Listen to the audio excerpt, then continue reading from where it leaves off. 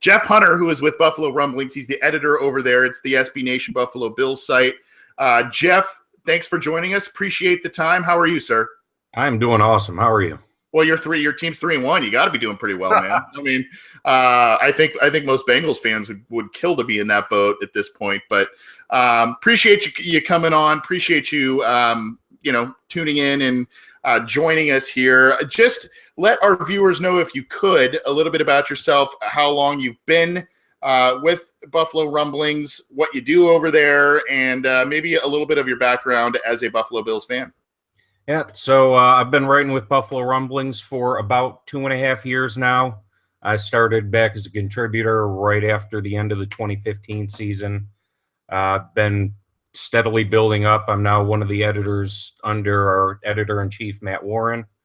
I do a little bit of everything. I like to research numbers. I like to look back into history. I'm originally from Buffalo. I don't live there anymore, but I lived there for the first couple decades of my life. It's Bills fandom is a birthright at this point, so you just kind of have to go with it. And here I am, 17 years after our last playoff game. Yeah, and you know what? If there's one fan base that understands the plight of the Buffalo Bills fan base, it is the Cincinnati Bengals fan base. Unfortunately, we've only been to half as many Super Bowls as the Bills have, but we have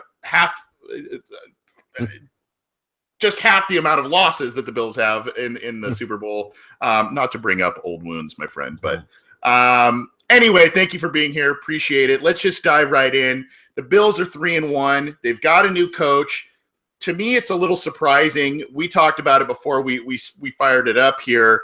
I don't want to say it appeared to kind of be a fire sale by the Bills this offseason, but they trade Ronald Darby, former Pro Bowl corner. Stephon Gilmore wasn't re-signed.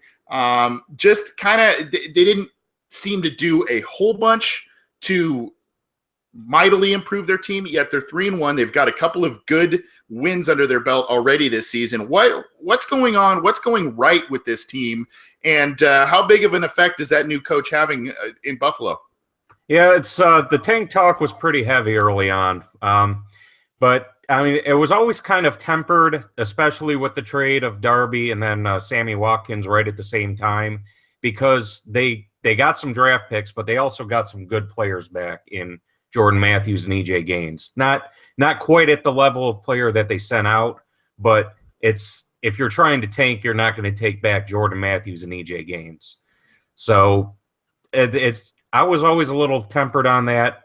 But what we've seen over the preseason and training camp in the first 4 games so far is that Sean McDermott and Brandon Beane, who worked with him in Carolina, they're really building the kind of team they want to build. It's they're getting rid of guys who just, for whatever reason, don't fit their system, and they're just bringing in guys who can do what they want them to do. Guys like Gaines, guys like Tre'Davious White, who was a 27th pick of the draft, the safeties Jordan Poyer and Micah Hyde. They turned over the entire secondary, and it's been one of the best secondaries in the NFL so far this season. Offensively, they're still struggling. There's brought in Rick Dennison as the offensive coordinator. They switched up blocking schemes a little bit, and as a result, LaShawn McCoy hasn't been able to do what LaShawn McCoy does as far as running the ball. He's still pretty good when he gets the ball in open air as far as a passing game. And then also you have, without Watkins, really lacking a deep threat. They brought in Kalen Clay as a speedy guy from Carolina, but he's like a 5th receiver. I think he has 1 catch this year. So the offense is still struggling, but Sean McDermott and Leslie Frazier, the ex-Vikings coach, they're really doing what they want to do with that defense, and it's paying off big time so far. Yeah, the defense, I've been writing up a couple of different pieces for Cincy Jungle, and, and looking at it, their defensive rankings in a lot of different categories. They're top 10, top 5. So, I mean, it's safe to say, I guess, the defense to this point is carrying this team to a 3-1 start. I mean, McDermott, to me, is got to be an early candidate for Coach of the Year, given the fact that there's no Watkins, there's no Gilmore, there's no Darby. I mean, and no Gillisley, who has been putting up some statistics in New England. So good job by him there so far. How has Tyrod Taylor looked, though? His contract situation's been a little odd over the past couple of years. It seems as if Buffalo's committed to him. He was kind of injured, but has played all of the games, if I remember correctly. So is he kind of just managing things at this point, or is he, actually making some big plays, making some clutch time throws? I don't think in all my years of following football I have ever seen somebody who is so widely judged across the spectrum as Tyrod Taylor. There are people who think that he needs to be benched the next time he throws a pick, and there are people who think he's playing at an all-pro level. It's just all over the place with him. Personally, I've always kind of tempered my expectations with him because he's so hard to judge because he's not a traditional quarterback in any sense. He doesn't really do much of anything from the pocket. He's not a guy who's going to read the whole field, step up and gun it. But, I mean, there's no quarterback in the league who can get out of pass rushes the way he can. And when a defender gets his hands on him, any other quarterback is going down. Tyrod, there's like a 75% chance he's going to spin out of it and run for 3 yards. So he can make some big plays. This year without Watkins, he's had a little bit of trouble with the downfield throws. Charles Clay's had a few big catches, but other than that downfield touch that we saw in his first year hasn't really been there. But, I mean, with his legs, and he's definitely progressed as far as like using the middle of the field and just doing those short and intermediate throws. He's gotten a lot better with that. He's not going to blow anybody away with counting stats. But if you look at his like per pass numbers or things like that, he's usually doing pretty well. And then with his legs, that kind of puts him in like I've come to accept that he might be like the least bad quarterback, or at least one of them. He's not going to win any games, but he's like a really flashy game manager. Yep. The game manager who can make a few plays. Yep, I can see that. And he's a guy that for opposing defenses really tends to make those frustrating plays, those plays where you think you have him and he'll move the chains, whether it's with his legs or with throw. I want to welcome in my co-host Scott Schultze. And Jeff, you and he have already connected digitally through the Behind Enemy Line series that we do on CincyJungle.com. Scott, how are you, sir? Well, if you can hear me, I'm doing well. I can hear you, buddy, and I think Jeff can too. So yes, sir. Good to have you in. I know you've got some questions for Jeff as well. Yeah, you guys kind of hit on the first one a little bit with the passing game. And before I get to the question I was going to ask, since we were talking about Tyrod Taylor, I will just kind of ask briefly, looking at guys like E.J. Manuel, Trent Edwards, J.P. Losman, etc., how would Tyrod Taylor rate compared to some of the passers you've had? Not as far as just pure passing, but I guess as far as we like this guy as a quarterback. I mean, you kind of mentioned he's not obviously Peyton Manning, but do fans generally like, yeah, this is the best guy we've had since, a Bledsoe or someone, or I guess what is their feel? Yeah, that's actually a pretty common refrain. He's the best quarterback since Bledsoe. But then at the other hand, like the names you listed, it's like you got to understand that he's not competing against a whole lot.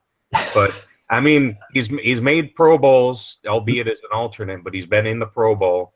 He's a guy that's not going to make a ton of mistakes. He's not going to turn the ball over. Like the Bills this year, he threw an interception that was tipped at the end of the very first drive of the first game, and they haven't turned the ball over since. So he's like I said, as far as a game manager thing, he does not turn the ball over.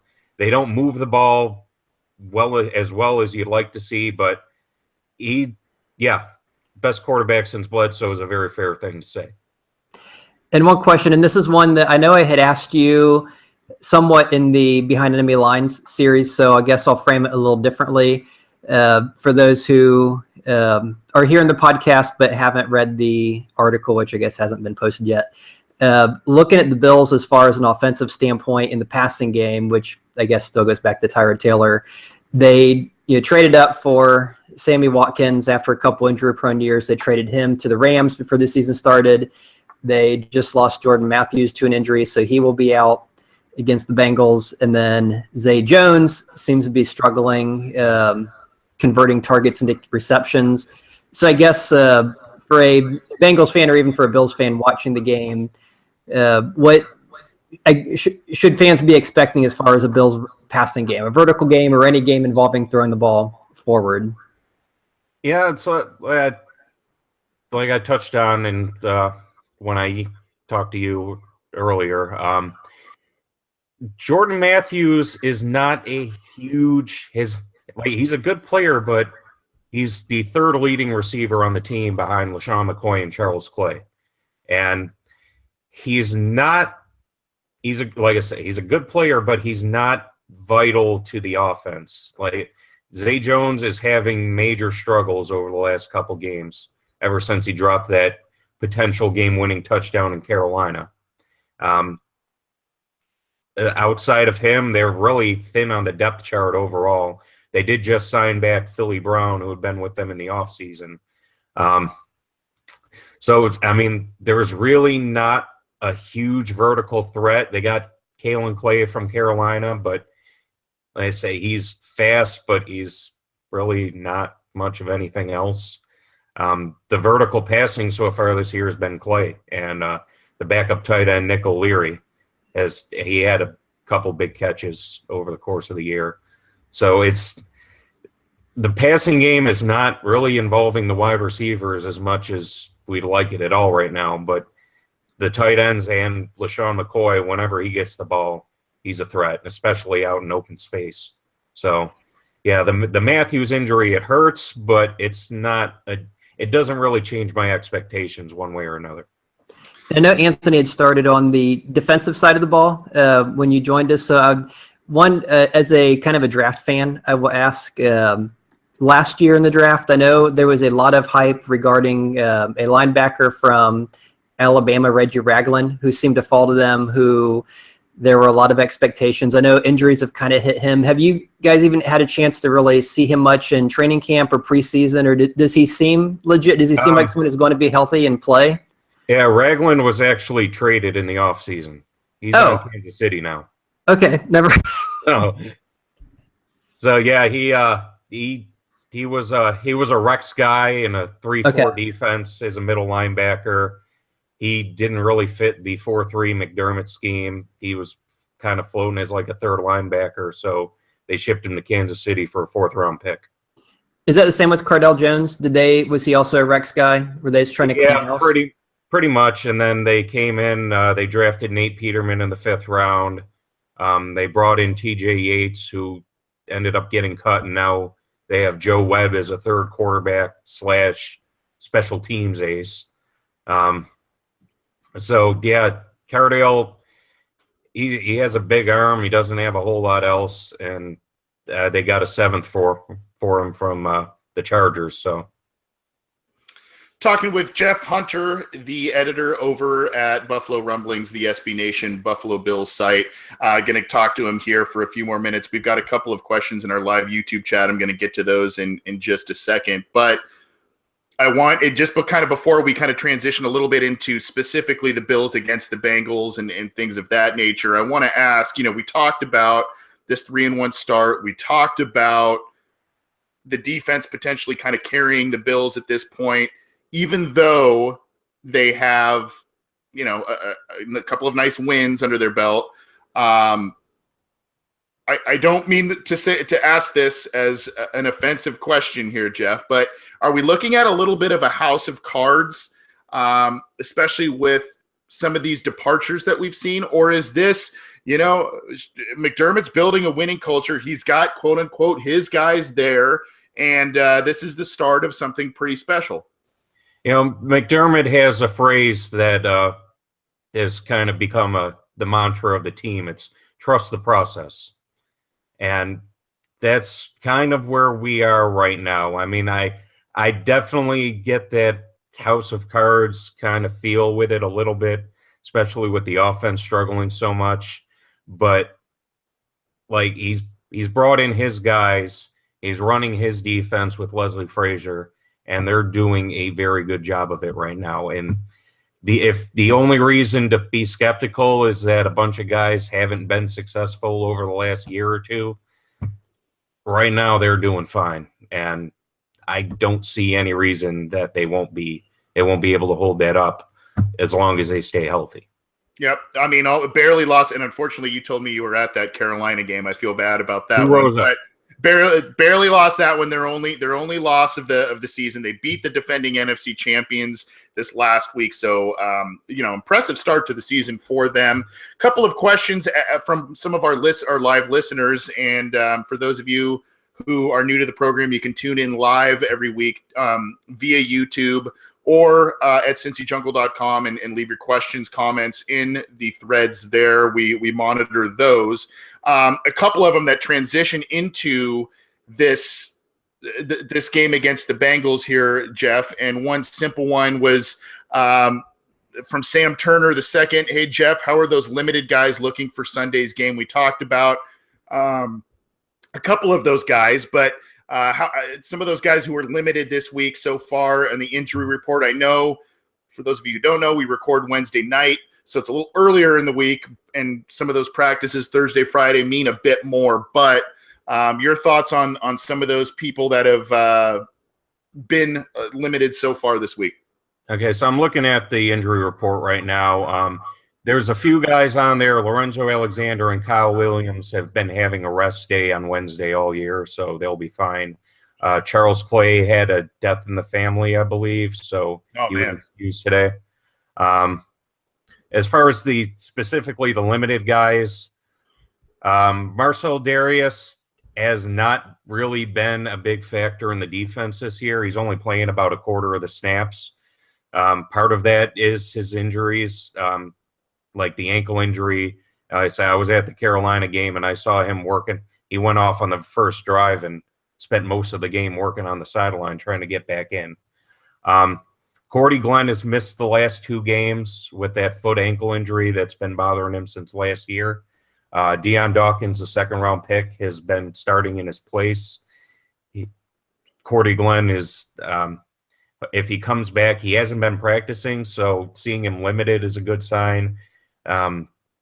They could really use him back in the lineup. And then Shaq Lawson missed last week with a groin injury suffered during the week in practice. They got a really good guy named Eddie Yarborough behind him who just kind of came out of nowhere in the preseason. He's really better as a situational pass rusher, but he can do some things. He looked pretty good against the Falcons. Then E.J. Gaines is also limited. He left the game with a groin injury. He actually injured his groin, then in the middle of a play, actually limped over, ran down Tevin Coleman, and forced a fumble on that play. We didn't get the ball, but he leaves it all on the field. He's a good guy. He's left every game with an injury, but he's only missed a few plays over the course of the year. Whether he'll miss this game, it would be a pretty big loss. I think Sharice Wright would start in his place. He's having a pretty good year, so whether he plays, I don't know, but he's a guy that if he's missing, it'll be noticeable. Sharice Wright, old USC Trojan. I know him well from being out this way. Before we kind of get you out of here with your predictions, and I've kind of got two questions that tie into each other here. And again, for those of you who are just tuning in, we're talking to Jeff Hunter, the editor over at Buffalo Rumblings, the SB Nation Buffalo Bills site. It's from one of the questions is mine, and one of the questions is from someone in our YouTube chat named Crossout. As the Bills go into Cincinnati this week, what would be your biggest pros and cons facing off against Cincinnati this year, Jeff? So the pros, I mean, it seems like the matchup, it's kind of strength against weakness on both sides. It's like we both have really strong offenses, but I know Cincinnati's offense has come on since seemingly has come on since they switched offensive coordinators. I know our defensive line has been having a pretty good year, injuries aside. So I like their chances getting to Andy Dalton over the 4 quarters on Sunday. The weakness is when the Bills' defense has been cut up a little bit, it's usually by the backup running backs. Jamal Charles had a really good game for Denver. Tevin Coleman had a very good game for Atlanta. So I know the three-headed monster in Cincinnati or however the rotation looks these days, guys like Gio Bernard really scare me. He's a guy that just throws one really fast. And this is a thing I touched on with Scott a little bit, that the Bills' defense is quick, but they're not fast in the traditional sense of foot speed. So if you get a really fast guy, like if John Ross can play, he's a guy that can really do damage against a Bills defense. Good stuff. So kind of to build on that, my question would then be, what are a couple of keys for Buffalo that you think? I mean, you mentioned a couple there, maybe bottling up some of the big plays from Giovanni Bernard, who has had a couple this year. Maybe trying to do things to eliminate some of the Bengals team speed that they have. But what are a couple of other keys that you think would really go a long way in the Bills getting a win potentially against the Bengals this week? Zay Jones immediately comes to mind. He's going to be the nominal number 1 wide receiver. If he can get over his drop issues, Tyrod Taylor still has faith in him. He only has 4 catches this year, but he's been targeted 17 times. So Tyrod is still trying to get him involved in the offense. And if it can click, if he can finally start making those catches and doing something after the play, that's going to be huge. Defensively, like I said, just if they can they've really had their best successes when they can get to the quarterback quickly and force them into mistakes. That they did quite a bit against Trevor Siemian when Denver came to Buffalo. If they can get to Andy Dalton, if they can force him to make bad throws, the secondary can take advantage of them. Yep, and if you don't know, the Bengals offensive line has been a bit of an issue this year, and they've done a lot of different things to try and mask certain deficiencies. And even though he's been hit and sacked recently, Dalton has played better the past couple of weeks, but the first couple of weeks were borderline disastrous from both the offensive line and the quarterback position. Let's get you out of here, Jeff, with a score prediction. We've got someone in the live YouTube chat, John McIntosh, who's on your side, or at least the Bills side. Bills 13, Bengals 3. And if that's the score, regardless of who wins, that would not be a fun game to watch to me. But your score prediction this week for the Bills as they come in and battle the Bengals, a pretty important game for both teams, both for the Bills to continue their momentum. And you said they're going into the bye week. The Bengals are heading into their bye week as well, and they have a string of somewhat winnable games. So a big game for both teams. Yeah. Honestly, if either team scores more than 17 points, I'll be pretty surprised. This is a game that really could go either way. It's just going to depend a lot on if either team can break through the opposing defense. It wouldn't shock me at all to see another 9-3 snoozer like we saw in Carolina from the Bills. But that's a very important game from the Bills' end, especially I'm trying to see what's going on tomorrow with Patriots Buccaneers. Oh yeah. Yep. If the Buccaneers can win and knock the Patriots down to 2-3, the division becomes winnable. And it's been a long time since they've even been in that conversation. So I like to think the Bills will win this one, but honestly, over the last 17 years, this is coming off of a big win. It's the kind of game the Bills have been losing a lot in their history. I'm going to trust the process. I'm going to give Sean McDermott the benefit of the doubt here. I'm calling maybe 13-7, 13-10 Bills win. Okay. And that's one more thing I wanted to touch on, that 13 score reminds me. Probably the Bills MVP this season has been Steven Hauschka, the kicker. He is having. What's that like? We don't know what that's like to have a MVP kicker. There's nobody on the on either side that's really been standing out. And then Hauschka won his second offensive AFC or special teams player of the week. He hit from 55 and 56 last week. He hit from 53 and 55 the week before. He's a guy. If the Bills can get to the 40, they're in range for him. So that's one of the things that's been helping, is that the offense isn't moving the ball, but they got a guy who can make 55-yard field goals at the drop of a hat. So he's a guy to watch out for. So 13-7 is the prediction. Since you snuck in one little extra, I'm going to let my co-host sneak in one extra question. He's got one more for you. Then we'll get you out of here, Jeff. I appreciate it. Again, Jeff Hunter with SB Nation's Buffalo Rumblings, editor over there for the Buffalo Bills site. And Jeff, just pretty much based on the 3-1 start, the excitement you kind of mentioned, I guess the tempered excitement with the past.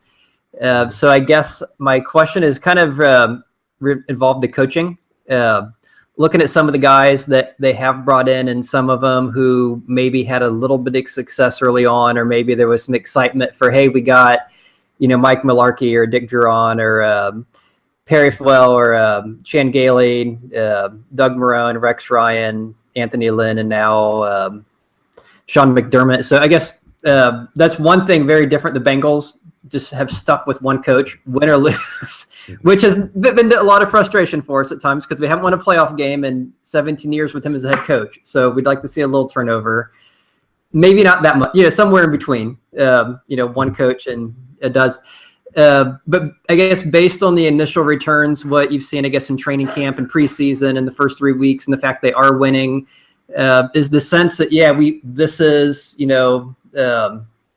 this is the answer. This is the guy that we've been searching for. We found our coach, or is there still a little? Are people ready to say that yet, or is it a little too soon? I think. We've been burned so many times. I'm there. I am 100% behind Sean McDermott.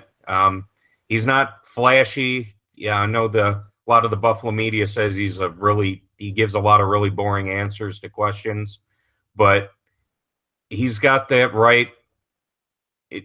He's got a process, and he's following it, and he's been able to, working with Brandon Beane, bring in his guys, do what he wants to do on both sides of the ball. Obviously the offense isn't really working out just yet, but he's got that roadmap. He's following it, and so far they're 3-1. And you'd see there were a lot of questions when Sammy Watkins and Ronald Darby were traded. Are they tanking? But he brings his team ready to compete, and I'm behind him. A lot of people are behind him. I don't know if everybody's there yet, but I'd say it's probably more than any coach we've had during the drought. At 4 games in, probably more people behind him than just about anybody else I can think of. There you have it. And the proof so far is kind of in the pudding, as they say, because of a 3-1 start, and you beat an impressive Broncos team, you beat an impressive Falcons team, and a couple of nice wins under the belt. It's not just Browns, Jets, the Jets are in there, but there's some quality wins in there. So Jeff, thank you so much. Before you bail out of here, I know you've got an early morning, and hopefully we didn't keep you up too late, and go get some sleep. But where can people find your work aside from Buffalo Rumblings? Where can they follow you on Twitter, all that good stuff? Okay, I'm on Twitter. I'm at Mr. Jeff Hunter. Really, at this point, I'm just writing for Buffalo Rumblings, so go ahead and find me there. Appreciate it. I appreciate the time, man. I know, like I said, you've got an early morning. Sorry we kept you so long, but you killed it, man. It was fun to talk to you, and appreciate you coming on. Yeah, no problem. I'll just get another espresso shot in my coffee. It's well, I'll buy it. I'll buy it. I'll send you a Starbucks card or something. Awesome. Thanks. Thank you, sir. Good talking to you. All right, you as well. That's Jeff Hunter with Buffalo Rumblings, the SB Nation Buffalo Bills site. For those of you who don't know, many of us who work for SB Nation, write, podcast, all this stuff, also have full-time 9-to-5ers, and in Jeff's case, he's got a 4:30 a.m. start, and he's on the East Coast, as you heard. He still stayed with us until almost 9:15 Eastern. So our thanks to Jeff, and go give him a follow on Twitter, at least for this week if you're on Twitter. Obviously bringing a lot of insight, a lot of good stuff, and we are happy to have him